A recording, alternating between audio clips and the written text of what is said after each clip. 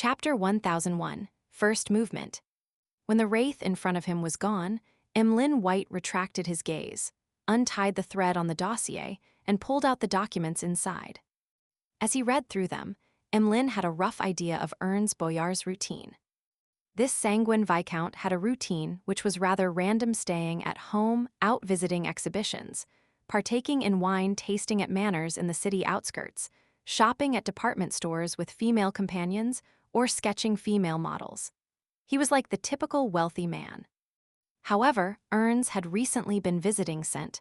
Georgeborough every other day to monitor the renovations of the furniture factory he had invested in.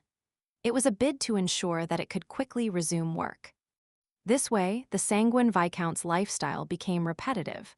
The places he visited, the paths he took, and the places he had lunch were repeated every other day. Emlyn pressed down on his temples, seriously filtering out 3 venues which were suitable for the operation. The first was inside, or at the entrance of the furniture factory owned by Ernst Boyar. The second was St. Hierolyn Square, where he stopped along the way home for a meal and to feed birds. The third place was Backland Bridge. Unless Ernst was willing to take a huge detour, he had to pass by this area when traveling between his home and St. Georgeborough. These 3 spots meet the requirement of having plenty of people, making it chaotic. However, Backland Bridge has too few entrances and exits. With the 2 ends locked down, one can only leave by jumping into the river, an act only chosen by idiots. St. Hierolyn Square comes under St. Hierolyn Cathedral, core to the Church of Steam in Backland, and even the entirety of Lone. It's akin to the Second Holy See. It meets Mr. Hanged Man's suggestion. It can effectively prevent conflicts from escalating, and it can interfere with any subsequent divination and investigations. Emlyn gradually had an inclination. And once a living being had an inclination, they would unknowingly seek more reasons to affirm their choice, and Emlyn was no exception, without a doubt. The more he thought about it, the more he was convinced that St. Hierolyn Square met almost all the requirements. First, Ernst wouldn't stay in the area for too long. He would have lunch at a restaurant with Civilouse cuisine since he was born in Civilouse County. Secondly, there were several tracked carriage stops in the vicinity, making the area filled with traffic on foot. With most of them being people from the lower or middle class, accidents often happened. Thirdly, with it as the origin, one would enter the area south of the bridge if one didn't head to the Backland Bridge. It would then be close by to the Harvest Church. Finally, at noon, the St. Hierolyn Cathedral would spew steam, turn its levers, and chime a clock. It was inevitable for everyone's attention to be attracted. "It's confirmed," Emlyn quickly made up his mind.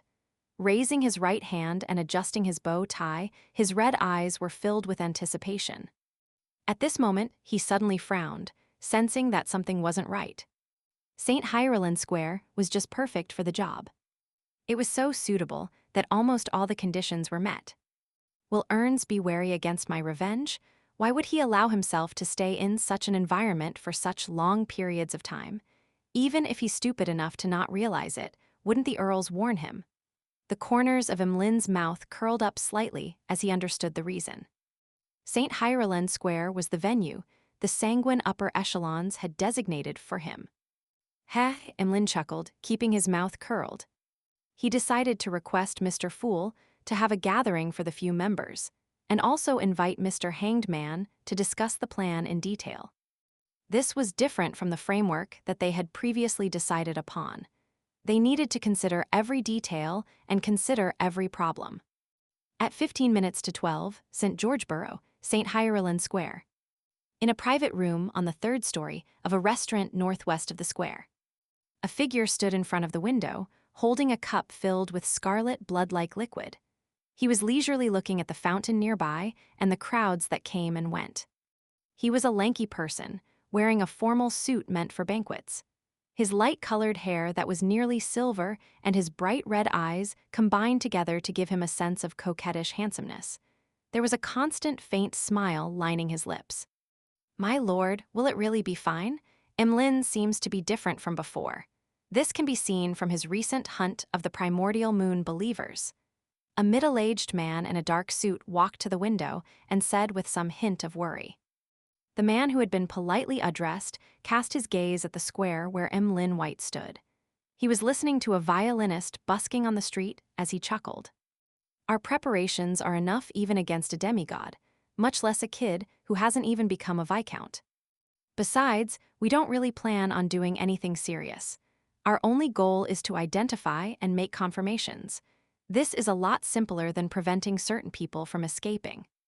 As he spoke, the man with the light hair and bright red eyes raised his right hand slightly, rotating the ring on his left ring finger. The ring was made of silver, and embedded in it was a strange gem with a ghostly blue hue.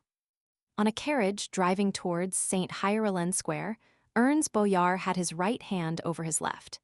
He naturally rotated the ring on his ring finger that had a ghostly blue gem embedded in it. He casually looked out the window and saw a trackless carriage slowly drive over from afar. A paperboy slightly taller than 160 centimeters had a sling bag across his chest as he peddled his papers along the street. Quite a number of bicycles had replaced the carriages that were often seen last year. They darted through the crowds in St. George Borough. Here, the number of workers wearing light blue or grayish-blue uniforms with hats had far exceeded the number of people in formal suits and top hats. Ernst retracted his gaze as he chuckled. He had no fear about what would happen next. He even looked forward to it. He believed that he had made enough preparations. He wore Oath of Rose on his left hand. It allowed him to share what he saw, heard, and smelled with Earl Mistral from a distance away. It made sure that nothing would go wrong while ensuring that their objective was met. In his inner pocket, where his silver pocket watch was, there was a moon paper figurine. These could suffer a single lethal blow or an attack that targeted his sole body. It ensured that he wouldn't suffer any serious injuries or death within a short span of time. He also wore Alcohol Nemesis, a diamond brooch. It kept him brimming with energy with lucidity in his thoughts. It raised his resistance against spells that acted on the body of heart and mind. By his waist was a belt named Moonlight Sash. It could effectively reduce sun and lightning damage. These mystical items were the accumulation of Ernst's wealth or were bestowed by Earl Mistral.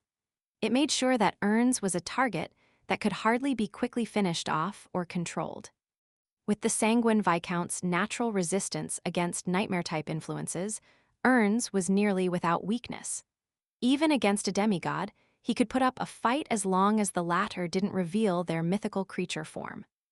The only problem is that the negative effects of all these mystical items are quite excessive. Ernst's facial muscles twitched, but he quickly composed himself. The Oath of Rose would make his thoughts appear in Earl Mistral's mind from time to time. And if he kept wearing it for a week without removing it, the pair who had the matching rings might very well end up in love, regardless of gender or race. Moon paper figurine was an expendable item. It had nearly zero side effects apart from making the body slightly cold. The Alcohol Nemesis brooch's problem was that it would deal continuous damage to one's liver and brain. If it was worn for excessively long periods of time, it might result in one losing one's thoughts and logical reasoning.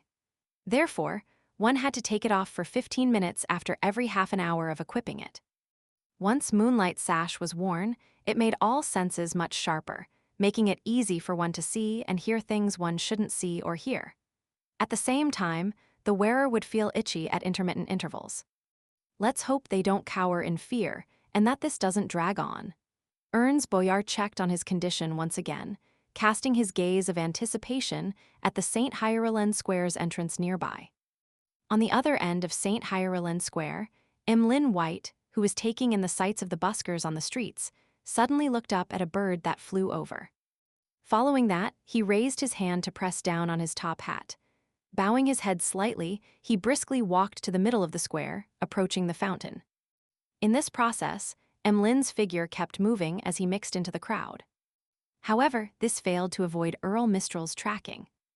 This sanguine Earl with silver hair rotated the ghostly blue gem ring on his left ring finger and coldly said, "Take note." At the entrance of St. Hierolyn Square, Ernst Boyar grew increasingly pumped. He knew that the operation was about to come, finally. Lin still chose St. Hierolyn Square after all. Ernst cast his gaze out the window once more. warily watching the pedestrians on the street, the trackless public carriages that were about to pass him, the ordinary paperboy who was peddling his papers, and the elegant windows of the surrounding houses and shops. He didn't believe that Emlin's potential partners were hiding in there, because there were even more, better spots in St. Hierolens Square that made it conducive to take action.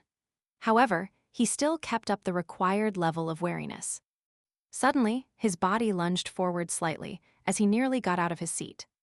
The carriage he was on had stopped without any warning. Right on the heels of that, the horses that pulled the carriage seemed to be in a nightmare as they raised their front hooves, struggling wildly, flipping the carriage to the ground. During this process, Ernst Boyar actually had ample space, time, and strength to help the carriage driver control the berserk horse. However, he didn't do so, because he saw a transparent wolf-shaped specter jump over from outside the window. It had thrown a rose within its body. A rose? Ernst Boyar's eyes widened as the carriage toppled. He hurriedly jumped to the side and out the carriage as he made an illusory and incorporeal black chain extend out of the void. It wrapped around the wolf-shaped specter. With a soft poof, the wolf-shaped specter dissipated without a struggle. And when Ernst Boyar found his footing, he stood there motionless, his eyes turbid. He had already been pulled into a deep sleep. In a trackless public carriage that passed him by, a black-haired, green-eyed young man wore a thin trench coat. His back was facing the middle of the street as he focused on reading a notebook with a green bronze hardcover. Around him, the other passengers were either reading the papers or chatting. Some were looking out only to see the berserk horse quickly recover. With a whoosh, the black-haired, green-eyed man flipped the page of the notebook. The trackless carriage continued forward and gradually distanced itself,